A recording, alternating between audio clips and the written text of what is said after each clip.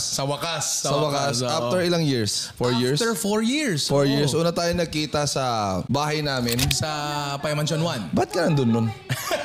Ano yun? Ano kwento? Branded yun. Okay. Actually, eto storya niyan. Mga panahon na yun, may mga branded. Pagkain kasi, so medyo maraming brand. May lumapit sa amin. Hindi naman sekreto kung sinong brand. UFC. Kaya nyo namang i-search kung sinong brand yun. Sabi sa akin, may kukulab po kami sa inyo. Nagluluto din po siya. Hindi ko po alam kung kilala nyo. Ang pangalan niya po, B. Cortez.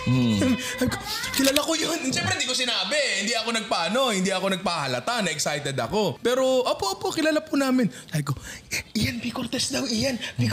Parang sabi ata sa amin, saan daw prefer magluto? Gusto mo papuntahin si B. Cortez dito o pupunta na lang kala B. Cortez? Pupunta po kala B. Cortez. Gusto mo yun talaga yun. Branded talaga yun. Okay. Yun pala yung pinaka Kasi isang araw, nagulat na lang ako, parang paggising ko, nandun si Ninong Rai.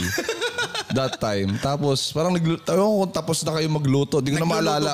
Nagluluto. Ano niluto nyo nun? Ano yun? Naalala mo pa? Kaldereta yung naalala ko. Naalala ko, naglalaro ka ata ng Valorant sa taas. Valorant ba yun nilalaro niya? Oo. Kasi hindi ko na maalala yung pagkain. Ang naalala ko na lang, yung naramdaman ko nung natikman ko yung luto. Yun ang sinasabi ko. Ano yung naramdaman mo na yun, boss? Hindi, joke lang. Hindi, joke lang raw. Siyempre, kasi after nun, parang nagsabi ako sa'yo nun, ito na, tandaan ko, nagsabi ako sa'yo na, ba't di ka gumawa ng mga something na parang parang mataba rin kasi ako nun that time eh.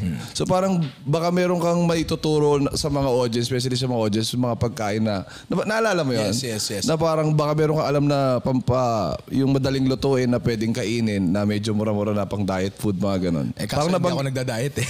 Nabanggit ko sa kanya that time, pero anyway, it's been 4 years. It's been a very long time.